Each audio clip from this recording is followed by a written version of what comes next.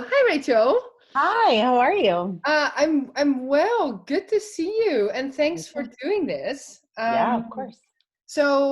In the closed Facebook group I have for improv teachers, I asked what are things you're interested in to do with your time now that you have some more time. And one of the most popular answers was, I'm gonna build or maintain my website. So that's how I thought of you, because you're not just an improv teacher and improv performer, but also a website builder. That is right. So I can you do tell it me, all. yeah, can you tell me briefly something about that? Like, how do these two combine? Yeah. Well, I've done comedy since I was 11 years old, but in my 20s, my day job was being a website developer, basically doing maintenance on big corporate websites for a huge financial company. And I used to do my comedy at night and on the weekends. And then eventually I flipped it, and now I do my comedy most of the time, and I do the web development on the side as a way to kind of just like activate other parts of my brain and make a little bit of extra income. So yeah. Ooh. So today we will talk about three common mistakes that improvisers or improv teachers make on their website. So if you're ready, I have a sign. Ta-da! Mistake Yeah. one. Mistake number one. So mistake number one, I would say, is thinking of your website as a final be all end all thing. So instead, you want to think of your website as something that is living and breathing and ever changing, as something that you can update whenever you want. And that also takes the pressure off of you making it absolutely perfect the first time, which goes into some of my other tips. But yeah, your website is living and breathing. It can be changed at any time. And that's the number one reason why people create their websites on something like Squarespace, because it's easy to maintain. Good. Because So yeah, I happen to work with Squarespace and I love it, but why is it so easy to work with Squarespace? it's made with non-technical people in mind, I think. It's all drag and drop. You don't have to write CSS or HTML or JavaScript. You can just kind of use their platform. I think like websites get overwhelming for people for a lot of reasons, but one is the technical jargon. And when you start doing domain hosting, site hosting, and all these other things, and then add a CMS on top of that, which is how to update your website, it gets kind of overwhelming. And Squarespace is all of those things in one. Great. Cool. Are there other platforms that are like that as well? You know, I honestly don't know much about Wix, but Wix seems to be similar.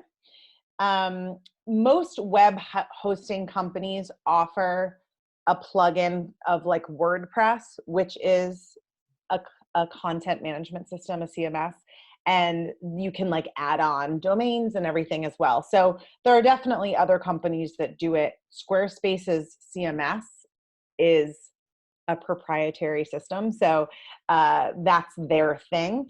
But, you know, WordPress is similar, and then it just gets a little more confusing because then you have to buy a web hosting plan and add WordPress to it, and et cetera, et cetera. So I think Squarespace is a little bit easier for non-technical people. And when you build, you build it in Squarespace so that people can. Yeah, lately I do. I used to build in WordPress as well, but lately I just do Squarespace because it's what people want. And as an instructor, since I'm a teacher for a living, I like being able to teach people then when I pass it off, hey, this is how you update your website. This is how this page works. And I walk them through it so that I can fully give them the reins. Cool. Cool. Yeah. All right. Cool. Let's go to mistake number two. These graphics I are know. I know. truly incredible. That's fine. So mistake number two is related to mistake number one, and it's perfection getting in the way of creating your website. And I'd say the number one example of that is people put off creating their website because they're waiting on new headshots. I get that one a lot. Well, I'm going to do it, but I'm waiting on headshots, or I'm waiting on photos, or whatever it is. And then the website never happens. The need for perfection is probably the number one roadblock to just putting a website up there. And at the end of the day, all you really need at a bare minimum is an online business card. You know, who are you? How do we contact you? And what do you do? Yeah. Oh, and I think you saying like perfectionism gets in the way of building a website. I guess perfectionism gets in the way of like a lot of things that we keep putting off.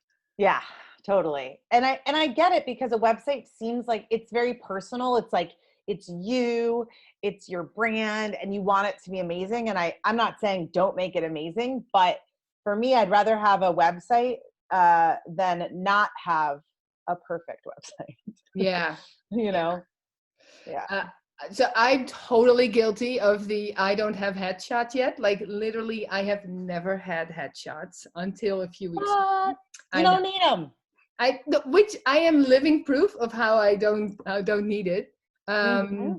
So I actually used pictures that I got from shows, but I also used just a selfie I made, because anything. Especially, it's not like we're talking right now, we're targeting improv teachers. Improv teachers don't need incredible headshots. Like, of course, it's always, I think the thing I'm always missing, and I know other teachers are too, are the action shots of me teaching a class or directing a show. Like, I wish I had more of those, but I'm not going to let that get in the way of me having a website. But rather, in the future, oh, hey, I have these new photos. I'm going to add them to the website that I already have. Yeah. If you get tagged in something, try to grab that picture from someone. Yeah, exactly. And if needed, I'll grab the like low quality picture of Facebook, because sometimes, like in the small site, that will still work. Especially since so many people are looking at your site on mobile. You don't need huge images necessarily. Yeah. All right. So we handled perfectionism, and now mistake number 3. Woo! Beautiful. All right. Mistake number 3 is not bragging about yourself enough.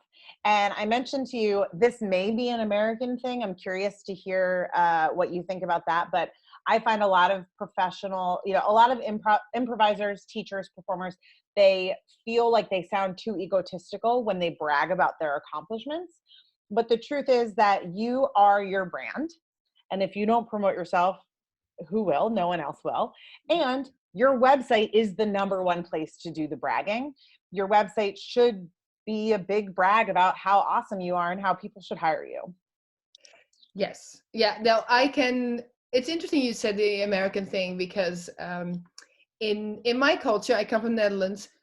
Sometimes it sounds so American is actually not a positive thing. It's considered like, oh, look at you bragging, or it's too over the top.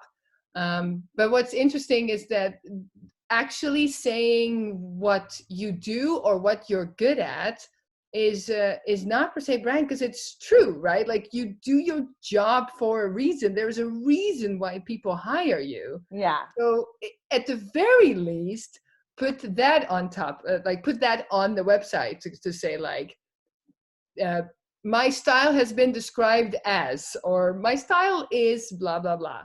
Yeah.